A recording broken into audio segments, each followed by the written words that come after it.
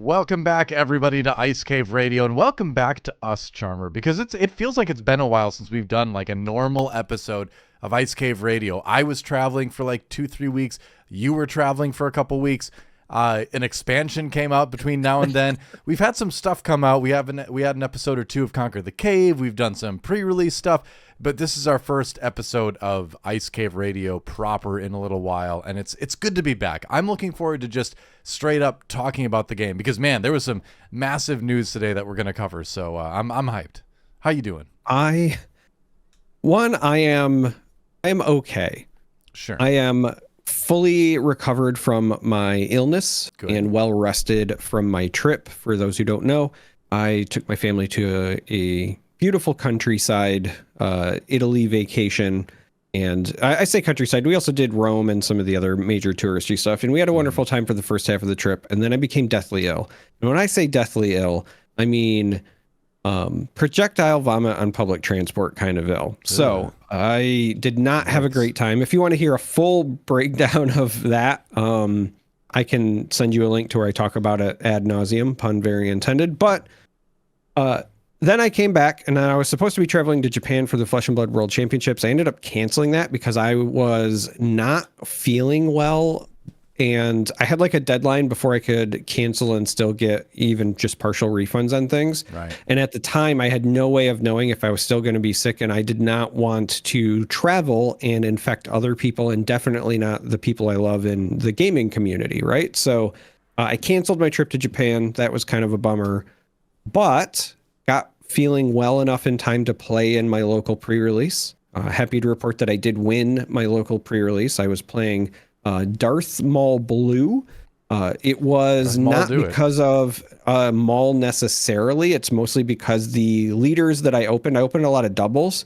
And to get the colors that I wanted, it was a choice between playing Maul or Maul. Because I did not open many villainy options. I mean, that's the best. That's the best kind of choice you have, I think, in this pre-release is Maul or Maul. Yeah, but I was gonna say it did work out though, because the entire game plan was to survive long enough. I opened a lot of control cards and not really the greatest units. So the game plan was survive until the late game and then win with Zillow Beast. And it turns out Maul is useful with Zillow Beast because he can give it overwhelm, and that helped my game plan. So there was at least that synergy, but overall I had a blast playing the sets. Since you and I have also played some test games, spoiler alert, we're probably going to share some decks at some point in the near future when we feel more comfortable with the stuff that we're building and piloting. But I am just jacked to be healthy and playing Star Wars again. Like that's what it comes down to. New lease on Star Wars life. It's exciting. I also went to a pre-release. I only got to go to one this time, which is kind of disappointing. And even more disappointing was my pool was probably the roughest pre-release pack pool I've ever gotten. So I ended up going 1 and 2. I played Dooku, which I felt like I had good cards for it, but he just isn't the greatest leader for pre-release. He flips too late. But the cards I had a lot of cheap early game stuff. I had a good way to kind of flood the board with very weak, cheap droid stuff. And then I had like a good amount of exploit. So the plan was to, get the stuff out early. Don't really trade or anything. Just try to stay alive until I can drop like the 8/8 on turn 4, or resource turn 4 rather. Or I had the 2 of the 4/7s, 2 of the 8/8s, 1 of the 7/6s, the Hailfire tank. And then, Dooku flipping, shortly afterwards would sort of help carry me through the late game. And so I did 2-0 a Jango Fett in the first round, but then I ran into a Maul that was just like a great deck and it was a good player and they just ran me over. And then my third game, I'm like, well, I'm 1-1. I don't really like my deck. I'm just going to swap to Grievous and just see how it feels because he comes out a turn earlier. But it didn't work great for the reason that I didn't use Grievous to begin with, which is I'm never going to use his ability because I don't want to give any of my things block because I want to exploit them. So him coming out a turn earlier didn't end up really helping that much because it kind of just mismatched the timing between when I could be like 8/8 and 5/9 on the same board at the same time and all that. So it was a rough one. I had fun, but it wasn't the most successful outing I've had yet. But it made me want to play more pre-releases, but I think I'm gonna have to wait till set 4 at this point. But that's all right. As you know, I'm not the biggest limited fan in the world. I'm more excited about building decks for Premiere and playing Premiere, and so I've been diving into that pretty hardcore. I probably didn't do as much editing and video releasing for the channel as I should have this last weekend because I just couldn't stop deck brewing. And I think I've got the bones of some good lists, and I'm working on that a little bit more. I have no idea what I'm going to bring to my local tomorrow night, but we're gonna work on things and see how it goes. Although by the time you're seeing this episode, I will have gone to that local and probably talked about it, so you will know how it goes before I know on the show how it goes. You from the future that I'm talking to right now.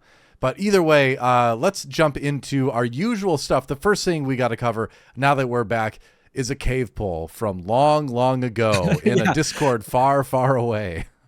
I was just about to say, you said you're talking to somebody in the future. Now it's time to talk to us in the past with the cave poll of the week.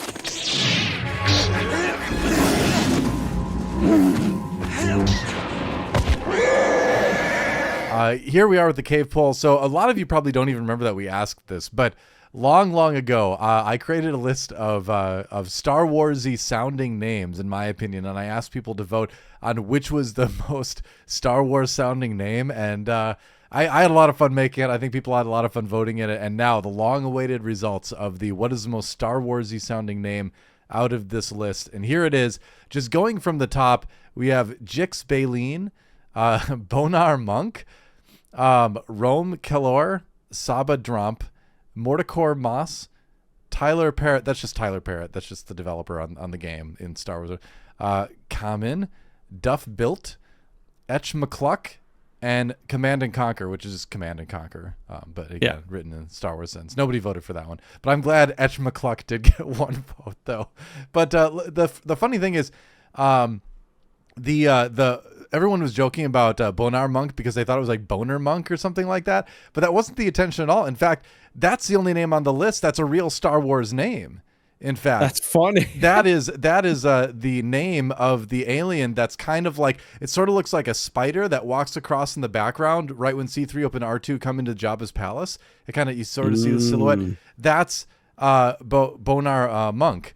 And so, that funny enough, I did sneak one real Star Wars name in there, and it did get 7 votes, so it did sound appropriately Star Wars-y, but not for. I think people voted for it because they were giggling about the word boner. You know, but, yeah, I that is one that I voted for, and I didn't realize it was an actual Star Wars name. The reason that I voted for it was because I think one of the things people forget about, not just with Star Wars, but honestly, kind of sci-fi in general, is that sometimes names that seem super obvious are like the best kind of science fiction or science fantasy names. Yeah. So if your name has like a class in it, right? I saw monk and I was like immediately in my head, I was like, of course, this is some, Jedi monk, right? Like, sure.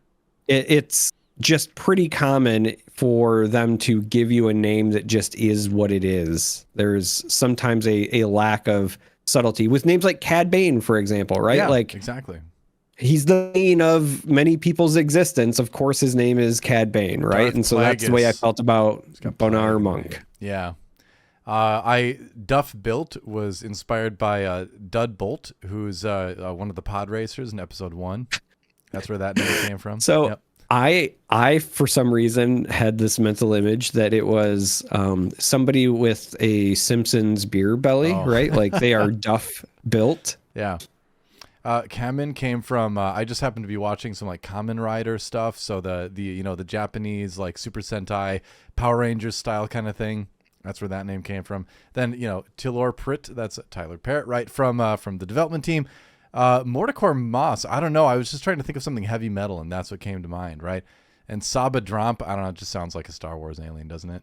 And Rome Killer, that was my Jedi name. That sounds like a Jedi name. And then Jix Baleen sounds like your typical rogue pilot type, Yeah, Saba Drump also, for whatever reason, to me, sounds like it's something that a Star Wars alien would say. Yeah. Like a phrase when they need to make up a language or whatever, right?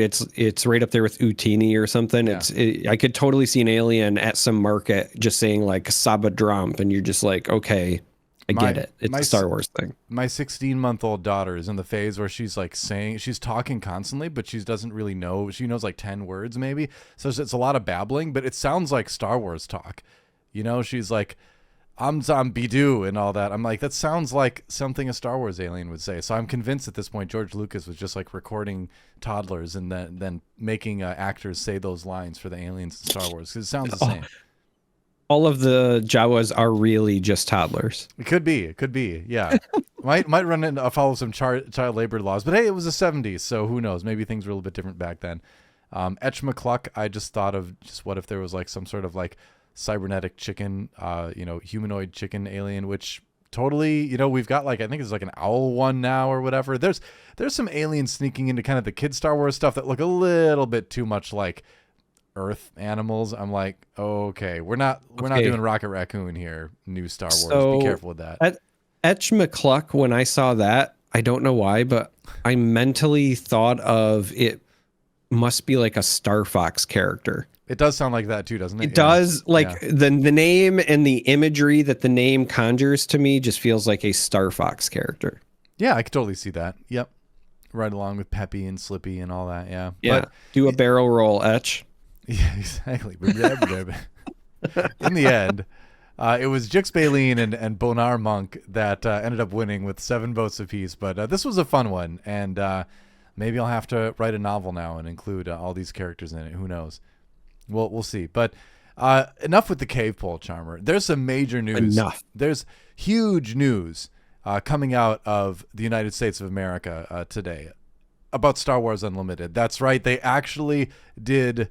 They did it. They pulled the trigger. We were wondering if this was going to happen, but Boba Fett from Set 1 is suspended. And it's really a ban in disguise, because they're kind of like, well, we're gonna suspend him. He's not going to be allowed to be used as a leader in Premier play. So he can still be played casually, obviously. You can still use him in Twin Suns, but you can't use him in Premier competitive tournaments anymore, which is good. This is a good decision, I think, by Fantasy Flight right off the bat. They use the term suspended because they're opening the door to bringing him back if in the future the meta does support that.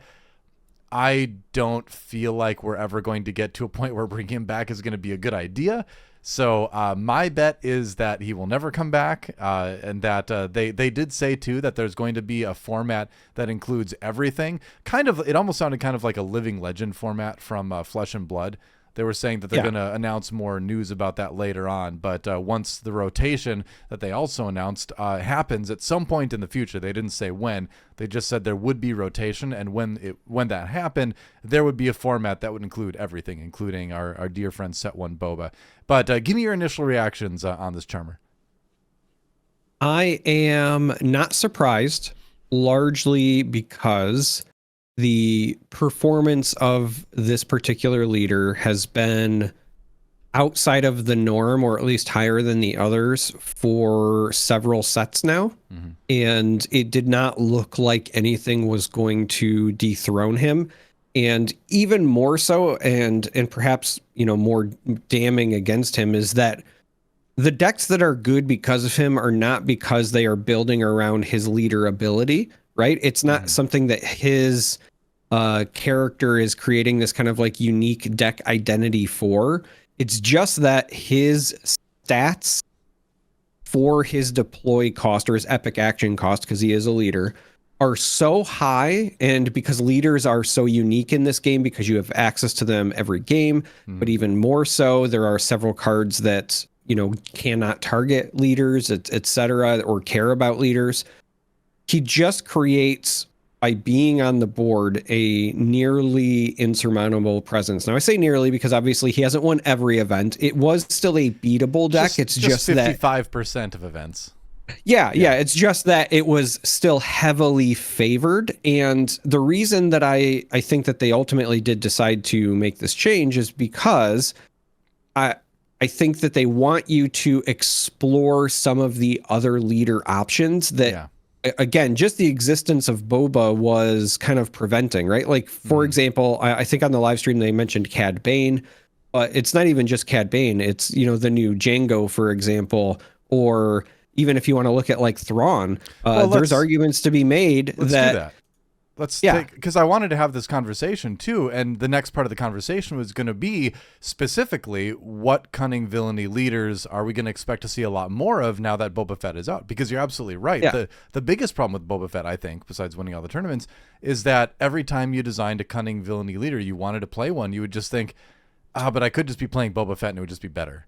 And so it restricted deck building a lot. And so now we have 7 leaders in the cunning villainy category, and I did include the villainy side of the Emperor, Chancellor Palpatine, Darth Sidious leader, because that does count. You are still going to be running some of those same cards, so he's in there too. But mainly the 6 on the left: Thrawn, Cad Bane, Dr. Aphra, Asajj Ventress, General Grievous, and Jango Fett. Just off the top of your head, which ones? And I think Cad Bane is the obvious one, but which ones besides Cad Bane do you think are going to be heroes that come up now? So I think that you're going to have 3 big winners from this suspension, but for different reasons. Mm-hmm. And that was ultimately what I was trying to highlight, was just that Boba Fett himself could have had no text on his leader when he was deployed, and he still would have been played over these other options. Yeah. Because his combination of stats at cost was too great. So the first one I want to compare against is Jango, right?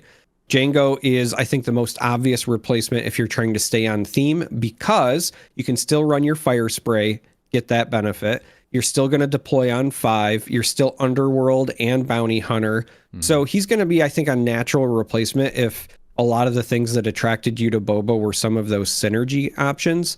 That being said, he is a 3/7 instead of a 4/7, and that's super relevant because there are a lot of units that have 4 health that you can start playing as early as, the second turn, or essentially resource turn 3. Mm-hmm. And that means that they can get damage on a Jango when he deploys and survive, whereas against Boba, a lot of times the units you had played prior to him hitting the board just straight up died when you tried to put damage on the leader, and that was a really big deal. The other reason I think that Jango might be attractive is because one of the other things Boba, specifically Double Cunning Boba, was good at was kind of playing a tempo game plan where you would use cards like Cunning to exhaust units and then get extra damage in. Jango will still allow you to do that with some level of efficiency, where if you want to, use a smaller unit as almost like a sacrificial lamb, you can still exhaust your enemy units. Yeah. So I think Jango has a lot of similarities. So one interesting. So that's the start. One interesting with Jango, really quick, one note is that if you want to keep running Double Cunning, now you just run it with Petronaki Arena. So all you're doing is giving up 4 HP on base to essentially have Boba Fett, because he'll be a 4/7 when he flips. Petronaki Arena is the new Cunning rare base from Twilight of the Republic, and it says your leader gets +1 attack, so +1 power. So if you don't mind giving up the 4 HP, which I really wouldn't mind giving up the 4 HP, you can still have that 4/7 that flips on 5 via Jango Fett. You don't get the resource, regeneration essentially, but you still do get the powerful body that flips on 5. So I think we're going to see people doing that too, is that if they do try to run Jango, they're going to run Petronaki Arena. But I just think, as an aside, I think Petronaki Arena is almost like a default, Cunning base to run if you're playing Cunning. It's so good for attacks of only 4 HP. But go ahead. It does help. There are, I think, some instances where you might still consider not running it. Thrawn might be one of those, and I'll get to that in a second. Well, Thrawn's I do think you're correct, but the 4 health is also not irrelevant, right? So if you're somebody who's played against Boba and you think to yourself, how many times did I get them to 4 or less health, then that would have been a win where it would not have been in the past if you make that Jango substitution. So I still like the move. So the second potential option, while I think Jango Fett is going to be your kind of go-to for the Double Cunning Boba replacement, if you were somebody that was piloting green with your Boba, I think Cad Bane becomes the next potential obvious replacement. Yep. There's a lot of really good Underworld stuff that's in green. You can still also run powerful cards like Overwhelming Barrage, even if you're not trying to stay on theme. Additional cards like Super Laser Technician are always good. You also get the benefit of still having a powerful deploy. So it's 1 turn later, but Cad Bane is a 2/8, so he's a bit more survivable. He's also still attacking for 4, which is not irrelevant. So he doesn't quite have the same defensive ability. And again, that was one of the big things in my opinion, or in my mind, about Boba, was when you attacked into him, you had to sacrifice so much. Cad Bane, you don't necessarily get that, but you still get something that's incredibly difficult to deal with. And while I was very, kind of bold in saying so, I think, I still think that Boba Fett, when he deployed, if he had 0 text, would have been played. Cad Bane is not that way. You actually care about his text, but I think that's a good thing, because you should build around your leader for more than just that. So if you're somebody who played green, Cad Bane, a lot of it as a replacement. The other one that I wanted to point out is Thrawn, because we did see versions of like blue Boba pop up for a bit. We also saw some versions of red that were a bit more aggressive, but they were trying to take advantage of some of that resource generation. I think Thrawn could potentially fit in blue or red lists. I do not think it'll be an aggressive red list, but there's a lot of new control cards in set 3 that have really caught my eye. Bloodsport has overperformed so far for me in testing, as has... I think it's Perilous Position. I never remember if it's Perilous Position or Perilous Predicament, but essentially, the blue card? Yeah, the blue card, right? Perilous so the upgrade. Predicament, I think. Predicament, yeah. So if you're going to go with like the blue Boba build, instead you could go blue Thrawn and use some of the new blue control tools, and I think he's a perfect replacement for Boba. And if you want to go with a more red focused control build, again, new cards like the Grenade or Blood Sport, or some of your other even old school options like Open Fire and Daring Raid are all still going to be really useful and allow you to kind of play that control game plan. So this is, I think, ultimately what they were hoping to accomplish with the suspension, which is, okay, if you take him out of the picture, you can still play all the decks he was playing, but now that's across 3 different leaders. Yeah. Because it's not just one best leader, right? You have to pick the leader that best fits your game plan, which is the way it should be. Yeah, all those leaders have little different variations. I've been brewing off and on. I'm going to have to go back to it now. A space-focused Thrawn deck that I think now it's even better because, again, we got some more tools in the most recent set. And without Boba Fett being there, yeah, you can play him now. And I agree, I wouldn't run Petronaki Arena with Thrawn specifically just because he has more control, and I would run him in space anyway. But the other ones, I absolutely would. Yeah. I'm kind of curious now about, I'm going to have to go back to Dr. Aphra actually to see if there's maybe enough support in there to consistently get her to be a 6/5 when she flips. I'm not convinced, but I think it's worth a look at least. Yeah, it's interesting. I don't know about 6/5. Like 6/5 is obviously using Arena if you're double 5/5, cunning. yeah, 5/5. I'm bad. But I do think, weirdly enough, I do think there is a world that exists where you could potentially make Aphra very consistently be a 5/5 if you're also, playing with blue or some of those other colors that care about discarding from your own deck for various reasons as well. It's actually kind of a shame that she's villainy, because if you could pair her with some of the heroic units like Kuil or some of the heroic cards like for a cause where you play them and then they can like kind of forcefully fill your discard pile, it would be fantastic. But she does, I feel like, still need some help that will likely come in the future. Could be. Something to think about, though. That's one of the leaders that you're always going to want to go back and take a brief, I think, glance at. I'm really curious about your position on Asajj Ventress, just because now that we've had a week or two, she's got a very specific ability in that you need to have a specific combination of events and units. You have to have a play style that is regularly playing events, but at the same time playing enough units for an aggro leader to be good. She seems like a pretty difficult leader to build, frankly, I think. What do you think? Well, it's no secret she's my second favorite Star Wars character and somebody I've been waiting a long time for. So naturally, right. I have already started playing with lists. I do agree with you. She is kind of difficult to build for, at least right now, but it's a puzzle that I've been kind of having fun trying to solve. I think, at least right now, early in my testing, the two things that make the most potential sense are pairing her with either red or blue, but for different reasons.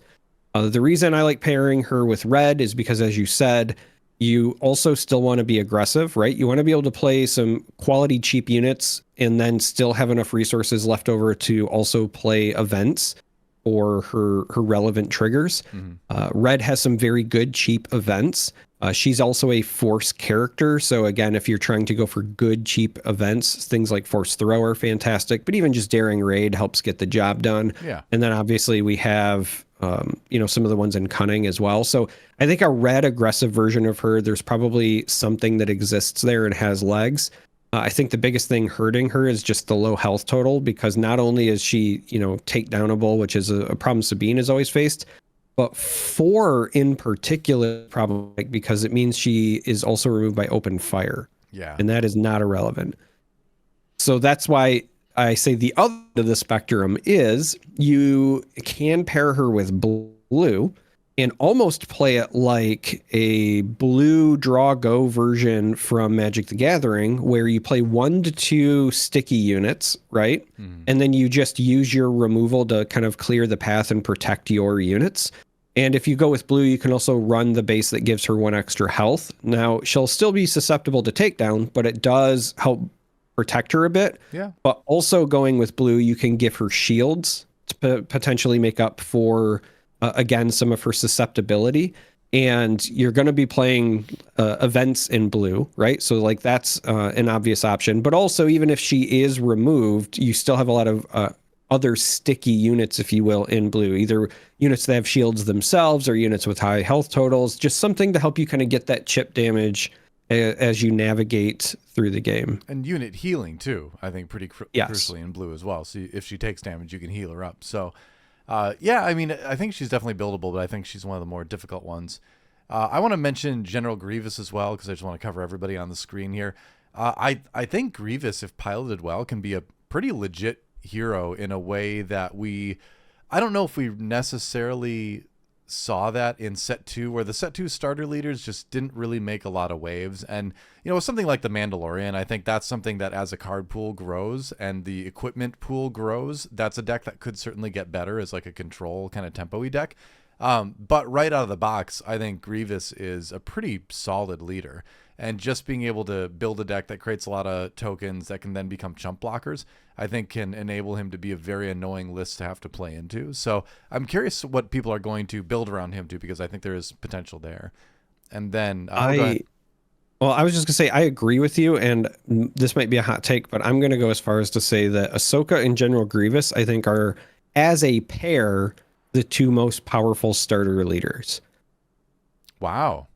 I think more that powerful those than set 2 1 Vader. than set 1. So I think Vader is probably individually more powerful, but Vader plus Luke I don't think is as good as Grievous plus Ahsoka, because I've already had a lot of success with my Ahsoka lists, and I think that just like you, I think Grievous has a lot more legs than people are giving him credit right now. Yeah, Ahsoka, when you can construct a good list to make sure coordinate gets online, gets very scary too. So yeah, I think she's better than people. Well, I don't think she's great in the pre-release setting. I don't think she's great in sealed, but I do think she's going to be significantly better in constructed. So yeah, I might agree with that without putting too much thought into it. I'll agree with that right now. Darth Sidious, the other half of Chancellor Palpatine. I've been doing a lot of deck brewing and a lot of just like game testing with this leader, because I just think it's so fun and so unique.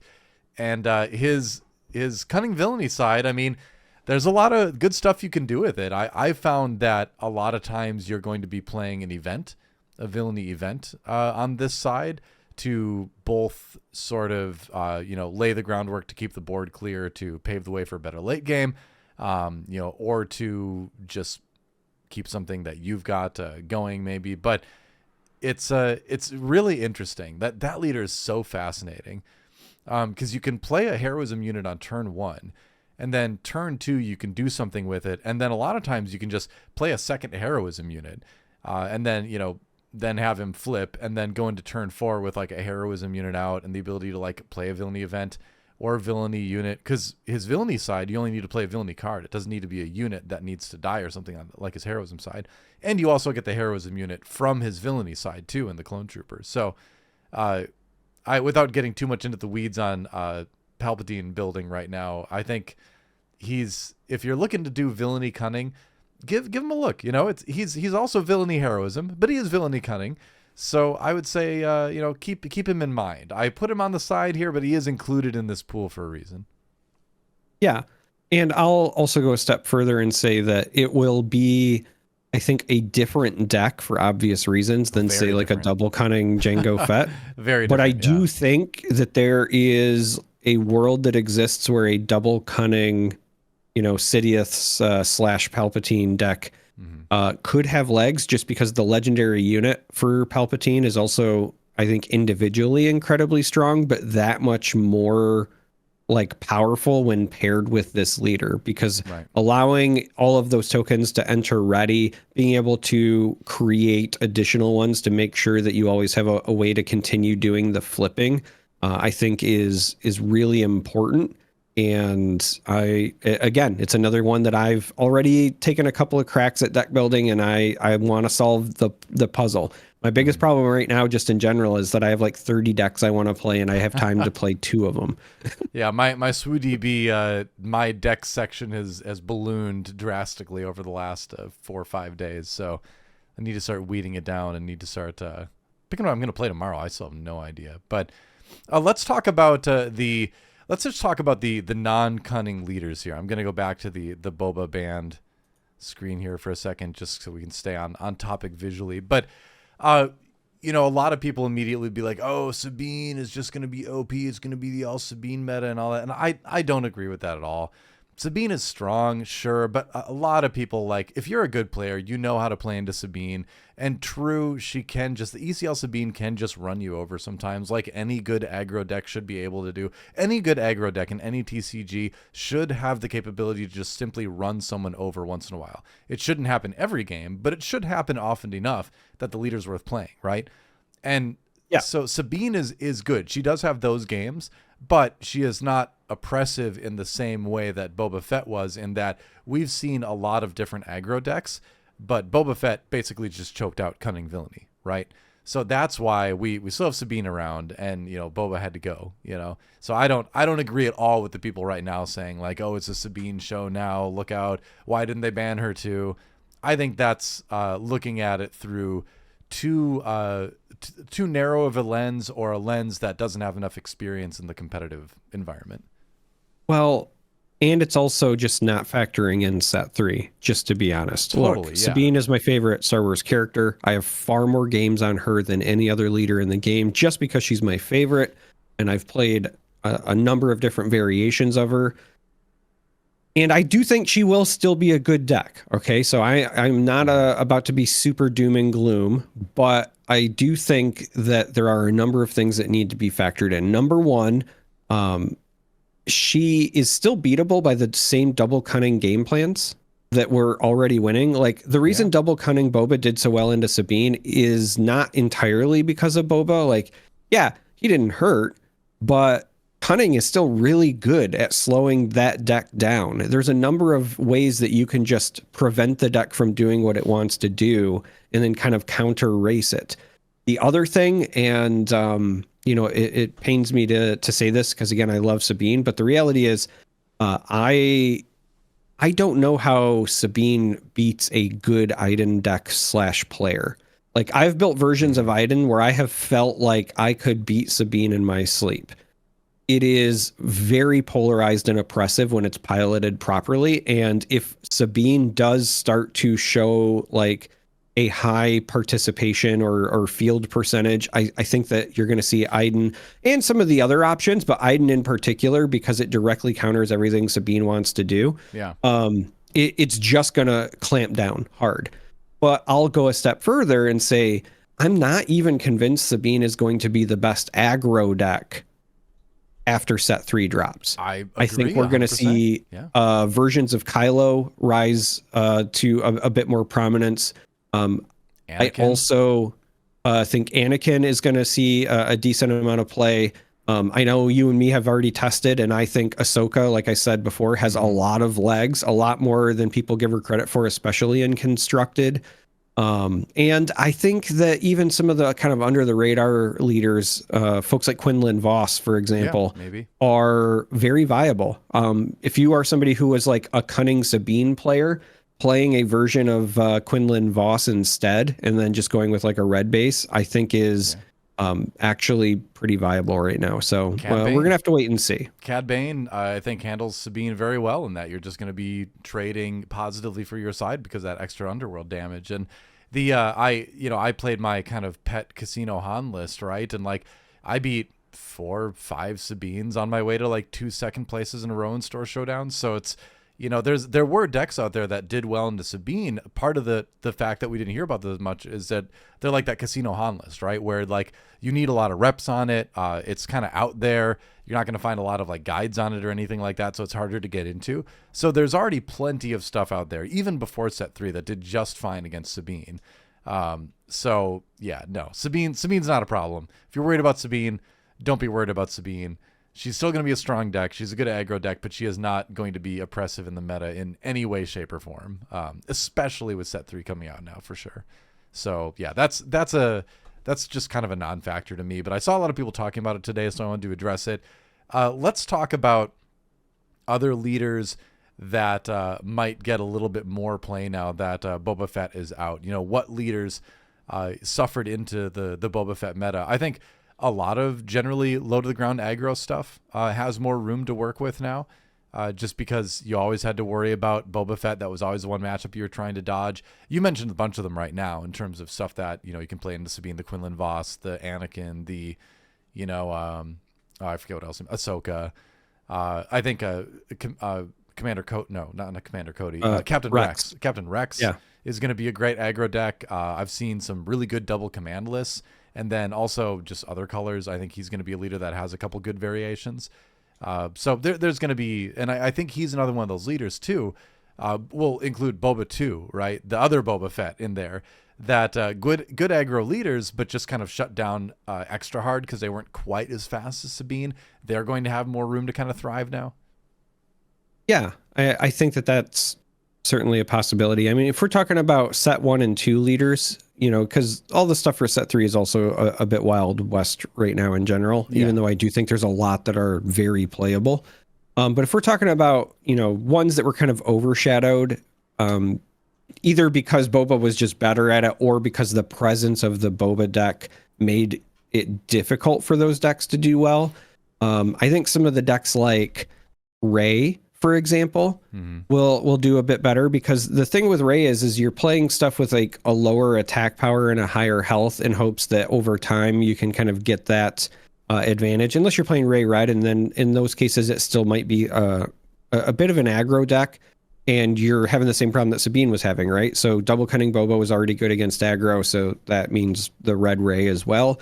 And if you're a more slow style Rey deck, the reality is that Boba came out sooner and gave you a lot more value, right? Your leader was smaller even after attacking, and just was not having the same board presence. So that was problematic. So I think somebody like Rey could see a benefit. I think, honestly, decks like Krennic, Kira, Iden, like they're all kind of in that same pool. They could beat Boba. But again, the thing that they struggled the most with was the leader itself. They have answers for most of the other mid-range threats. Sure. A lot of your navigating that matchup was just, do I have an answer for Boba when he comes down, or am I going to take 12 to 16 damage before I can finally remove the unit? And I think that giving them a bit more breathing room will mean a world of difference for some of those blue-based control decks. Yeah. The other one that I think we might see more of, again, 2 different variations, I think both red and yellow, but Tarkin. I think a lot of times when you looked at like what Tarkin did, again, he deployed on 5. He either favors you playing like a curve Imperial deck, or you could play cunning and try to build like the Super Phantom or whatever. But again, you are always faced with that. Well, why am I not just playing Boba? Yeah. Right? Yeah, exactly. And I think now we're going to potentially see more Tarkin. Mm-hmm. Yeah, I mean the Boba red space deck where you build the giant lurking TIE Phantom was already out there, and it was doing okay on a couple tournaments too. You saw that in Tarkin, but ultimately again, why would you just play Boba? He comes out faster anyway. But now you have a good reason to play the Tarkin. But I think we could go on with this, but I think the main point is that this is the reason why Boba Fett had to be suspended, is because he restricted the ability to play a lot of other decks in the game, whether it was other cunning villainy or it was just a lot of other mid-rangey decks or a lot of aggro decks that were good but just not quite fast enough to race him like Sabine could. The main point, the main takeaway from this is that this is a really good thing for the game competitively. This blows wide open the meta right now, which is great. That's what you want. You want a wide open meta in a card game, and I'm impressed that Fantasy Flight did it. I didn't know if they were going to pull the trigger and make a change like this, and I've said on social media that I think it is 100% impossible to build a TCG that will not eventually need some sort of banned or restricted type of list. Like, it's just inevitable. You cannot playtest a game enough to anticipate everything that's going to happen once the game is out in the wild, and you go from, maybe hundreds of games played during a playtest, period of time for a few months versus millions of games being played, right? So thousands to millions. And to be fair, obviously this was like, and Danny Schaefer even said this on the thing, that like they wouldn't print a leader like this again. The stats on the flip is obviously way too strong. It was a first set, but I'm glad that they were willing to take the measure of removing the leader when it became problematic. I think that's a really good indication for the long-term kind of health of the game if they're willing to do this, when the occasion arises, right? And it doesn't feel good, I'm sure, to develop a game and then be like, oh yeah, oops, we made a mistake. But I think you build a lot of good community favor there, and you've proved that you're in it for the long haul. So yeah, I'm very happy this change came through. I have said variations of this for many, many years. So if you're somebody who's listened to me cover games before, you've probably heard me say this, but card games at their most reductive are really, you design a set of rules and then you make cards that break the rules in fun and interesting ways, right? We have our generic cards that might just be stats or whatever, but ultimately every keyword lets you do something that you wouldn't normally be able to do. Every, event or action or when played or whatever, all do something that you wouldn't normally be able to do. You create a set of rules and then you make cards that break those rules. And that means eventually you're going to break rules in a way that breaks the game, right? It's just inevitable. So the fact that honestly we're 3 sets deep and right now it's looking like only one card is, offensive in some way, I think that's pretty good. Yeah. I still think this game has some of the best metas I've ever seen in card games, even with Boba Fett included, especially that set 1 meta. This game still had the best set 1 meta of any card game ever in the history of card games, because it was always open. There was always something you could do more, and we've only got more options now, right? There's so many. It's funny to think about, but in a given life cycle for a set, like set 2, for instance, there are decks out there that would be potentially meta-defining and incredibly strong that just were never discovered. I'm convinced those are out there, or they were played and they just never really caught on because maybe it was one guy at one shop that played it and he didn't go to any big tournaments, but he had like the deck, and just the way that this game operates deck building wise, like I am absolutely convinced that has happened, I was just going to say, my hot take is you can't convince me that Dr. Evazan isn't still an outstanding card that people are not using, because I think it was, one of the organized play, kind of premier cards for a reason. And I think it's because he's good. And when he was revealed, I remember us assessing and saying, look, it's a 3 shielded for turn 1. Like, yeah, they get to ready resources, but like, this is really good. And he still hasn't seen a lot of play. I think that will change at some point. And it's because he's hard to play. Like, he's hard to sequence because you want to make sure that he dies in a situation where them readying their resources doesn't matter. And that's hard, right? And so naturally, the competitive players are always going to take the quickest path to victory, right? And the quickest path to victory does not lead through Dr. Evazan right now, But he is a good card. I'm sure he will be later. I like running him in my Cad Bane lists. But I'll add to that, Legal Authority and Unrefusable Offer, both way better cards than people think they are. I had great success with Legal Authority in my Boba 2 aggro deck, because you're always buffing your stuff by 1 power, and that lets you just get over the edge to where you can capture something with Legal Authority.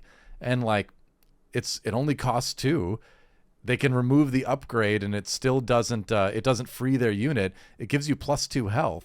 it's 2 resources for +2 health on your unit and a capture. So in something like Boba Fett that buffs the power all the time, you're going to capture tons of stuff for so cheap. It was such a good card to run in that.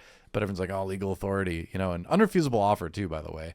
It's another 2 cost thing where you put it on there and suddenly you take their unit for a turn and they're like, what do I do now? I ran. Yeah, it's devastating when you get it to go off. So another one of those good cards. It's just kind of hard to implement, you know, but it's good. Anyway, it's good Boba's gone. Sorry, Boba Fett fans. It was a really fun leader to play. It was a fun deck to play, but ultimately not good for the health of the game competitively overall.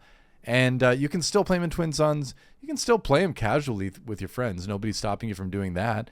And there's going to be that format too someday that he's included in. So he's not gone forever. He's just gone from Premier probably forever in my estimation, and that's a good thing, I think. How lucky are Boba Fett fans that they actually still have a playable leader already? Right? Yeah, right? Yeah. Like if it was me, for example, again, Sabine, my favorite character, if Sabine suddenly banned, like I would accept it, but I would be like, oh man, I don't, have a way to play a Sabine leader. Boba Fett already has 2 leaders too. So if you want to play Boba Fett, just play a different Boba Fett deck. Yeah, don't write off Boba Fett Daimyo at all too. He's way better than people think he is. As someone who played a ton of him in set 2, his ability is so unique and interesting, and it's so flexible in terms of being able to put the +1 on any of your units when he's on leader side, and then the flip turns can just be massive. I've had 20 damage flip turns with him, So if you play it well and you have the right list, you get the reps in, that's another leader that can do really well. So yeah, if you like Boba Fett, definitely give the Shadows of the Galaxy Heroism Command Boba Fett a look. Very different play style, but really, really fun, and I would say a satisfying leader to pilot. So check it out. Yeah, and I think that's about it. I don't really have a whole lot more to say about this particular topic, but I think it was a good conversation to have. It's something a lot of people have been wondering about, and again, I think it's a good thing. It's a positive thing for the game. I do too. And I don't really have any other opinions until after I finish breaking my Endless Legions list. And then, because I did kind of chuckle when it's interesting. When they were talking on the live stream and they said something akin to, or at least Danny did, hey, if there's ever some combo deck that just, winning and it doesn't feel like there's much interaction and, so on and so forth. In the back of my head, I was going, yeah, I'm going to crack that code, and I think I'm onto something. Well, let's go play test it a little bit. We'll do some videos later. Real quick before we end the show, though, what do you bring into your local this week? What do you think you're most likely to bring, I should say? That is a fair question. I think right now it would probably, like, if I had to pick something on Ahsoka aggro. Okay. So it would either be that or it would be one of the Quinlan Voss decks that I've been playing around with. Right. Specifically, there's a Quinlan Voss with aggro deck that I've been playing around, and I like it. It reminds me a lot of Cunning Sabine, and that was a list that I really enjoyed piloting. And I love Sneak Attack as a card, so I'm just trying to find more ways to abuse that. That sounds fun. I'm looking forward to seeing the list and playing against it. Right now, I'm deciding a little bit between Captain Rex Double Command, because I just like that combination. There's a lot of fun double command cards to play in that. I like Attack Pattern Delta a lot, and with a bunch of clones, that card gets very good very fast, I think, for 3 resources. But I'm more leaning towards Chancellor Palpatine Aggression than anything else right now. There's a list I'm working on, and talk about something that feels like Sabine Cunning. This list has those vibes, and I get to play Sneak Attack, and it is pretty fun. So I'm working on that one. I'll share it when it's a little bit more ready, but I think by tomorrow night it might be ready to see some real world play. We'll see. Fingers crossed. But I just think the leader's so fun, and a lot of decks are like, oh, look at all the great ways I have to kill their units, and I get to be like, I want you to kill my units. That plays right into my hands. Yes. So I can't wait to to do that and give people the puzzle of like, well, now do I kill it? But they do damage. But if I kill it, he gets this. And yeah, it'll be really fun. So that's going to do it for Ice Cave Radio. We're back. We're going to be back to a weekly cadence now with this fun episode to come back with the Boba Fett news and set 3 being released. So yeah, keep an eye out for Conquer the Cave with the first set 3 match coming soon. Keep an eye on the channel too. We're doing pack openings. I've got a whole case that I opened up on the site right now.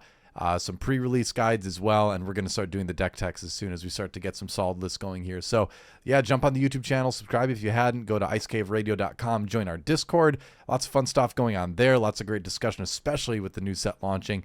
And yeah, thanks for watching again. Before we go, Charmer always, as usual, has one last thing to say, which, with the new card pool, I feel is more relevant than ever. May the Force be with you.